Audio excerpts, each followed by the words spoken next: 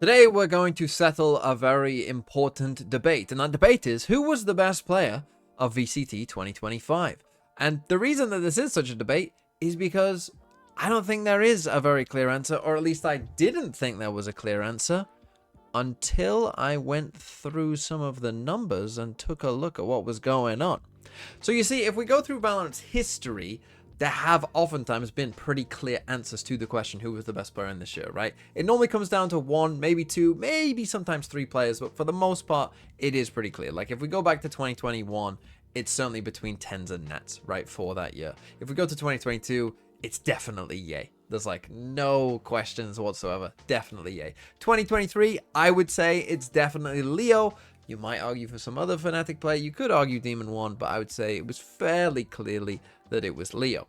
In 2024, this is where I think there was a bit more of a debate, and it was perhaps between players like Meteor, Texture, Rien's, Team Heretics, and Gen.G definitely were the best teams from that year. And I do think I personally would give it to Rien's, but I'm willing to accept there is a bit more of a debate there overall. But then we come to 2025, and 2025 is unlike any other year in VCT, because it's not just down to like one or two or three people maybe. It's wide open. And I asked you guys what you thought the best player of the year was. I gave you a lot of different options. How many? 1, 2, 3, 4, 5, 6, 7 different options. And they all got some amount of votes. And you can see the highest here is 26%. I mean, that's not very high. You know, that like to win an award, to only get 26% of the votes. Thank you if you did respond, by the way, for 2,000 responses. Yeah, that's you know, not a lot, right? In terms of like an overwhelming majority of you. So Forsaken did win the People's Choice Awards. Then it was Kaajak, then something, then Chronicle, then Alfajer, and then you've got Leaf and Trent here as well, who got like, you know, 5% each. And then some of you did put in other here as well. You know, you wanted to talk about maybe Nets. Maybe you were just kind of trolling, and some of you I know were, and, you know, were saying certain players who definitely don't belong on this list. But you can see here that it definitely isn't a clear picture, right? There isn't a clear winner. But when I started going through some of the kind of the numbers and stuff and looking throughout the year, I do actually think I've come away with kind of a very clear answer when you actually take a look at it. Now, we are just going to take a look at some basic stats here throughout the year. I know they're just basic stats. They don't tell the whole story, but they do help us in a way with this particular problem, which is if I ask you how good Forsaken was during kickoff, you probably don't know. And the stats can at least give you like a basic indication. Okay, he played well during kickoff. You know, you did this well in kickoff, generally speaking, just at a basic level, right? So it does kind of help us because, of course, when we're asking this question, you are going to have a bit of a bias to things that you remember most, which is probably going to be, you know, international final performances, and or did they pop off and do cool things. So with that in mind, let's take a look at some of the numbers, right? And we're going to start here with Trent. And again, this just gives us an indication, and this is one where you probably do remember, you know, somewhat about Trent's year, right? And maybe G2's year as a whole as well, that it starts off incredibly strong, right? Just looking at the basic stats here, incredibly strong showing from Trent for the first half of the year. And then it cools down, you know, fairly significantly by the time we get to champs, right? And that was the story of Trent's year. And obviously he got called a Teo much and all that. And, you know, you can kind of see, you know, the Teo nerf comes in here, right? And then it starts dropping down. So, you know, we are leaning into that narrative somewhat. But this gives us a good indication of, you know, of a player who you probably did have, you know, if you were paying attention, somewhat of an idea of how his year went. I mean, these numbers in kickoff are absurdly good, right? Like a KD of 1.42 is insane. And, you know, his ratings are extremely high for the start of the year as well. So, yes, you can claim he was a Teo merchant. This is something that really annoyed me about the whole narrative about Trent. Oh, Teo merchant, Teo merchant, Teo merchant, whatever. Yeah, other people got to play Teo as well, and they were nowhere near as good as Trent, right? Ye got to play Peak Chamber. So did everyone else. He was still the best player of 2022. But as you can see, he did kind of tail off here. He still overall ended up with some good numbers here. But there was a clear dip in general performance, right? Whereas if we take a look at something, we get the exact opposite, right? Where, and again, you probably can remember somewhat that something struggled towards the start of the season, right? He wasn't playing Yoru that much. Obviously, they didn't qualify for Bangkok. But if you take a look at the numbers, like, yeah, they're not good at the start of the year. Then as we get to stage 2, he absolutely goes insanely white hot, right, and is the best player in the world coming into champs. And then at champs he starts off playing extremely well as well, but then kind of tails off, towards the end of their champs run a little bit.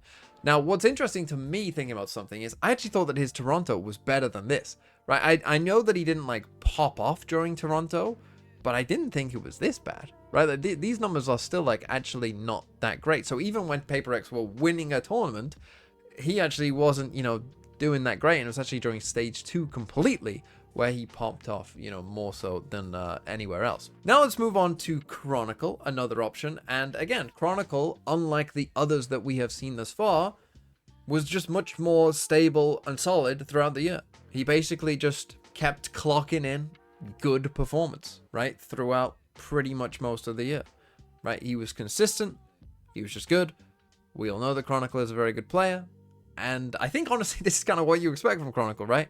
I am going to give you a very good player throughout, no matter what role I'm on, no matter, who my teammates are, no matter what it is that's going on, I'm going to be good. And that's basically the story of his year, right? I'm going to be good. I mean, his ACS numbers from stage 1, I mean, look how consistent that is. That's almost like hard to be that close together, consistent in terms of his ACS throughout almost an entire season. Moving on to Leaf, though. And here we start to see an interesting debate, because Leaf, again, only got like 5% of the vote, right? Why did Leaf only get 5% of the vote? Well, one, it's because G2 did better in the early part of the year, right? And we saw it in Trent's numbers. We see it somewhat here in Leaf's numbers as well, right? The earlier parts of the year were a bit better. Obviously, stage 2 as well, this goes against Leaf quite a bit, is that he didn't play for most of stage 2. You can see here that we do have some good numbers, right? These are really good numbers, particularly obviously at the start of the year when G2 were really popping off. And obviously, they did kind of dominate in large part in their region as well. That again, though, I think is a not going against G2 and the G2 players, because again, Trent and Leaf, we saw that their percentage of the vote wasn't that high. They ended the season quite badly, and I think also going against them is people think that their region was kind of, full of clowns, for large parts of it. And, perhaps that's why they were able to put up good numbers, because, they were dominating, some poorer teams in Americas this year, which maybe you think that's fair, maybe you don't. But I think you could say here that Leaf, when we're looking at those, percentage values, probably should have a higher percentage and, could be considered as the best player in the year. Now let's come to Alfajer. And again, interesting with Alfajer, who did get, a fair portion of the vote. But again, what sticks in your mind with Alfajer? Well, as you can see just by looking at these numbers, he went absolutely insane during Masters Toronto. And again, like if you're voting for Alfajer, that's probably what you're remembering. The man just went absolutely insane, during one of the most important parts of the season. And yeah, he did. I mean, look at the numbers. They're absolutely insanely big, right? But if you take a look at kind of the rest of the year, again, he was still good to very good. But you're probably mostly remembering Toronto, right? Like, he had a very good kickoff. Do any of you remember that kickoff? I do not remember. I remember the Fnatic didn't make Bangkok, and so therefore I probably would have thought that Alfajer didn't have that good of a kickoff, considering that they didn't make Bangkok. But actually, looking at those numbers at least, he did have a good kickoff. And then he had, kind of a decent rest of the year, let's say, but just went crazy during Toronto. And then you've got the people's favorite, Forsaken, right? This is who the people voted for.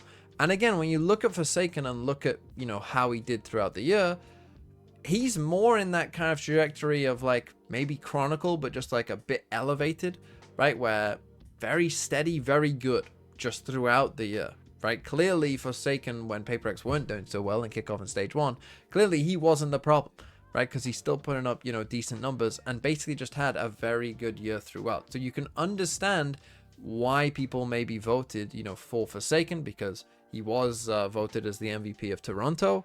He was very good throughout the entire season. And so it does make sense to vote for this kind of player to be the player of the year, because not only did he have some very high highs that we saw throughout the year, and his team won a trophy as well, of course, but also he was just good throughout the entire year. Maybe Champs was a bit of a dip for him, and I think you can understand that. But given what we saw throughout the entirety of the year, I think, Forsaken was a pretty good vote. However, I think when I show you this next player, I think really that this next player is the actual true answer to this question. And I think maybe one of the reasons that this player wasn't voted for was because, one, he's a rookie. Two, he's on a team with multiple players who are also featured on this list that people think are some of the greatest players of all time. And so perhaps they come to mind first. But of course, I'm talking about Kaajak. Because when you look at Kaajak, and obviously some of his numbers here, like his ACS and stuff, is going to be higher because he's a duelist player, and most of the other players we talked about aren't duelist players. So of course, certain numbers are going to be higher. But my man was just good throughout, very good, excellent throughout the entire year.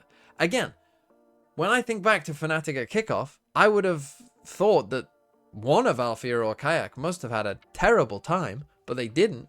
They just didn't manage to make it. When you look at these numbers, though, these are exceptional numbers throughout the entire season. Fnatic, we know, are one of the best teams this year, and I do think that because it's Kaajak and because he's a new name to the scene, people maybe hold that against him, right? When you're competing with the likes of Forsaken, who's been around forever and is a legend of the game, Alfajer, legend of the game, Chronicle, legend of the game, right?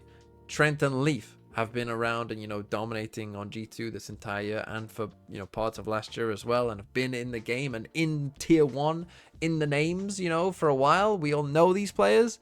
Kaajak just stands out as a guy that isn't like them, right? He's a rookie that played for Apex last year, right? And he came in, and when you look at these numbers, and people have asked this as well, right? And our big worry for Fnatic coming into the year was, can this guy replace, again, an all-time legend in Durka on Duelist? But now you've got people, you know, going, well, not only did he replace him, but is he an upgrade? As soon as you're asking the question of whether this rookie player was an upgrade over one of the greatest duelists in the history of the game, that should tell you all you need to know. Because people don't want to disrespect Durka, because Durka is still an insanely talented good player and a legend of the game. But when he's doing this, I think you gotta say, this guy deserves to be the best player of 2025. And there is extra proof to this as well, in that I also asked people who they thought the best team of 2025 was. And again, you can think in your head, who is it going to be? I think it largely comes down to two teams for the most part, in PaperX and Fnatic. You could add G2 in there if you're like a massive fan of, you know, domestic trophies, or you could add NRG in there if you think that Champs is way more important than anything else. But I think for most people, they would probably say it's one of PaperX or Fnatic. But most people said it's Fnatic. More than 50% of you said that Fnatic were the best team of VCT 2025. So let me rephrase this now as the best team of 2025, their best player, this guy, he should be the player of the year. And I think that that's fair. And when you look at that, and just looking at those basic stats, he basically had a good year throughout the entire year. He had some pop-off moments as well. He was their best player during Champs. He's a player of the year.